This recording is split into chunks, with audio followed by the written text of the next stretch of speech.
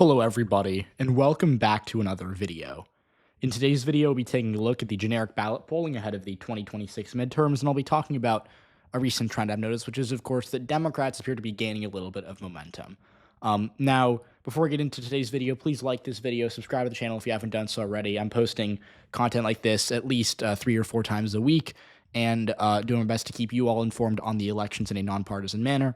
I'm only one person who runs the channel, so help me out by subscribing really does the world for me. So with that being said, let's talk a little bit about what we're dealing with right now politically. So obviously we have around 11 months till the 2026 midterms. It's, a little more than that, but it's going to be the last day of today's the last day of November. So we're almost to December, and that means that we're 11 months away. And I think that we're beginning to start to kind of see the environment for 2026 take shape. Now, what I think is it becomes clear around the year out mark is kind of the overall mood of the electorate. And I think that the mood of the electorate is not great for Republicans right now. I think that was pretty well reflected in the November gubernatorial elections, especially in Virginia and New Jersey, as well as some of the races across the country, like in Pennsylvania, California, and Georgia. We're going to see how Tennessee goes on Tuesday. I'll be releasing a prediction for that very soon. But I think it's pretty safe to say that right now, Republicans are at least in a marginally worse position nationally than they were a year ago at this time in terms of their popularity among the electorate. And I think that marginally is doing a lot of work there, because there's a lot of people who might argue that they're in a substantially worse position, not even marginally. And this is kind of obviously the exact factors that are going to decide 2026 are going to be changing a lot between now and November of 2026. But I think that if you go back to 2021 in, the first day of December 2021, right, and think about how we were feeling with the 2022 midterms, I think that the mood of the electorate was pretty clear. A lot of people were upset with Democrats. Biden's popularity had fallen off by then, right? Biden hadn't had a net positive approval rating since, I think, August. And you also have to remember that the economy, especially issues like inflation, were become really salient for Republicans. And the Republicans are also coming off 2 really good performances in Virginia and New Jersey of their own. So, heading into, at this point 4 years ago, we were expecting Republicans to have a pretty good midterm.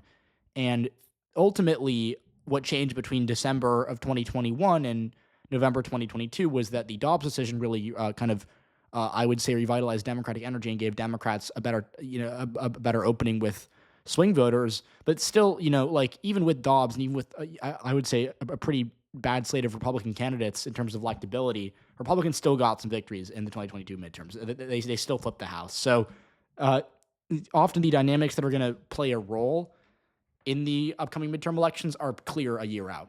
And I think right now it's the economy. It's still the economy. And Republicans who benefited from that last year, a lot of that anger is kind of just transferred over to them. And at some point, I'm going to take a deeper look into why I think people are still mad at, or why people are mad at Trump for the economy, and why his numbers on the economy are lower than they've ever been. They're lower than they ever were in his first term. They're getting lower with every month that goes by in this term. But I think broadly, it's pretty fair to say that the economy is not a winner for Republicans right now. And Democrats are talking about cost of living. I think that's pretty clear, especially with even people like Zoran Mamdani, who are not running in national races or even swing races, right? It's just become a big talking point for Democrats. And obviously, it's kind of the reverse of what we saw with Republicans in 2021 and 2022. But also, I think Republicans have a bit of a base problem. Their turnout, especially in Virginia, was not amazing, especially in rural areas. I think some of it is just a little bit of infighting, which is often common in the first year of a new presidency. I think another part of it is potentially I think the Epstein files were a major distraction for Republicans, and I think that Donald Trump, his numbers on those on that situation, I think they speak for themselves. But clearly, right now, Donald Trump is not in an amazing position, and I'll take some accountability. Had you asked me where Trump was going to be, 6 or 7 months ago, I would not have told you that it was going to be this bad. I did not think the environment would be getting as good for Democrats as it appears to be getting. And Democrats, for the most part, seem to be benefiting not necessarily from a recovery of their own popularity, but potentially from a lot of disillusionment with Republicans. So with all that being said, with my beliefs, but where we are in terms of like just the environment right now. With that being clear, it makes a lot of sense that the RCP average for the national environment or generic ballot polling, Democrats have a bit of 5-point advantage. The Economist and YouGov had it at 5. We've had some other polls that have had it lower, like Morning Consult, they only had it at 2. Obviously, Reuters only had it at 1. But then we got a big outlier poll from NPR, which had Democrats up by 14. We had some other good polls for Democrats, like NBC had them up by 8 last month. They were up by 6 in a Signal poll, which is pretty good for them. But it's going to average out to a little less than 5 points. And what you'll notice on this graph is that if you go back even to February, a month after Trump had been inaugurated, Republicans still had a bit of an advantage, and that advantage began to shrink. And Democrats had a very small advantage, and then as we got into the summer, say like June, it grew to about 2 or 3 points. It's now, kind of, and it narrowed a little bit, right? It got down to 2 points last month, but it's now opening up pretty decisively for Democrats, and they're up by more than they've ever been in Trump's term. They're up by 5. So and this is the common trend, which is that if you go back to 2010 or 2014 or even 2022, the party in power, when they come off a victory, they do really well, right? Like the day Obama was inaugurated, or the day after Obama was inaugurated, Democrats were still up by 11 because that was only, it was 3 months after, or excuse me, it was 2 months after the 2008 election. Not a lot of change between November 2008, where Democrats did really well, and January 2009, right? And that's the same thing between November 2024 and January 2025. Not a lot had changed. People were still feeling the same way for the most part. But that began to wear off, and the so-called the so-called honeymoon phase began to kind of die down. And by December, Republicans took the lead in the generic ballot. So it took about 11 months for Obama and the Democrats to fall behind Republicans, and they didn't really recover. There were a few points where they kind of came back and tied it, but by July of 2010, 5 months before the midterm, or 4 months before the midterms, Republicans took a lead. And they didn't give it back. And on election day, they led the national popular vote polls by 9.4, and they won the national environment by a little less, but still a 7-point decisive margin. And so we saw was pretty clear. Democrats, they came off a victory. They were feeling good. They had the early lead for the first, half a year of Obama's term. Republicans took it, and they just kept expanding. 2014 is a similar story. It's a bit less drastic, but right, like after Obama won re-election, Democrats were up by 5 nationally. They were sitting pretty. And then, by August, it began to tie.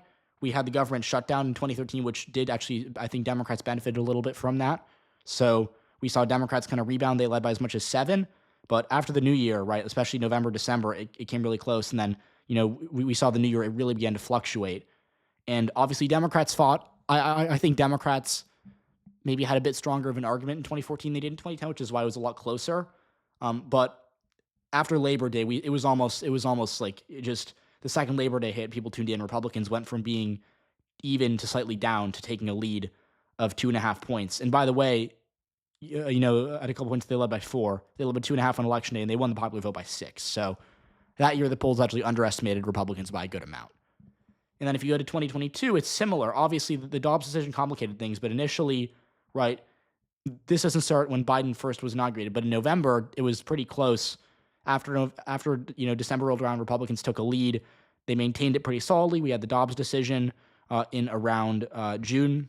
I think it was June 24th, I believe, was the day of the Dobbs decision. Republicans were up by 3.5. The gap closed to as little as 0.2 in August. Democrats actually had a lead in September, but Republicans gained momentum by October, and they had a lead on election day of about 2.5. And they ended up winning the national popular vote by a similar amount, although obviously didn't translate to a huge victory for them nationally. And so we haven't finished the story yet, but we're seeing some similar signs, or some kind of familiar dynamics, which is that the party that just went to the election, they start out pretty well, but they tend to fade down the stretch. And that happened in 2010, 2014, and 2022. The only midterm election since then where that didn't really happen was 2018, where almost immediately upon taking office, Donald Trump was really unpopular, and Democrats were leading. I don't think Republicans ever led, a weekly aggregate ever during Trump's first 2 years in office in terms of a generic ballot. Democrats peaked in around May and June of 2018. It came down a little bit by November, but Democrats maintained like a mid to high a mid to high single digit lead in the generic ballot polling throughout the year 2018. In 2017, they were also ahead by pretty decisive margins. So what we're looking at now, I think, is kind of like a mini version of 2018. Democrats at this point in 2018 were up by more than 5. They were probably up by 8 or 9, depending on the week. in the winter and fall of 2017 as we headed into 2018. But the fact of the matter is, it's pretty clear to me, and I think this is minorly surprising. It's not shocking me, but I do think Democrats have fared a little better than I initially anticipated.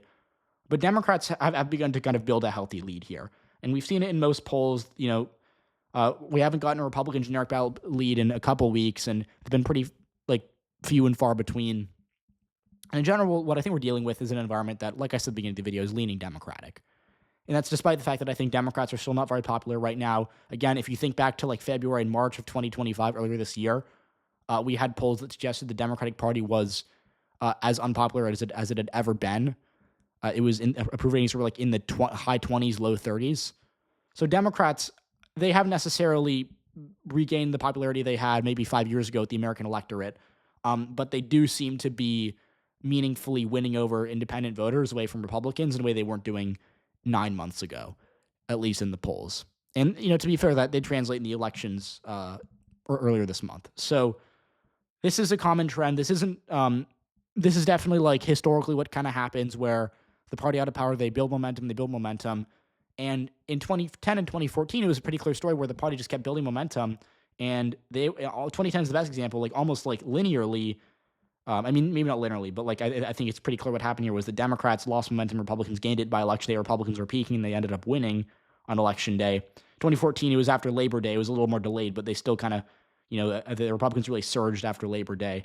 In 2022, it was looking that way until the Dobbs decision. So 2026 is turning out a lot like 3 of the past 4 midterms, kind of in the sense that the party in power has lost some of that steam that they had coming in. Republicans were at nearly 46% at the start of Trump's term. They've fallen to below 42%. So keep that in mind as you think about the midterms next year. So just want to check in on that, let you all know what we're dealing with right now.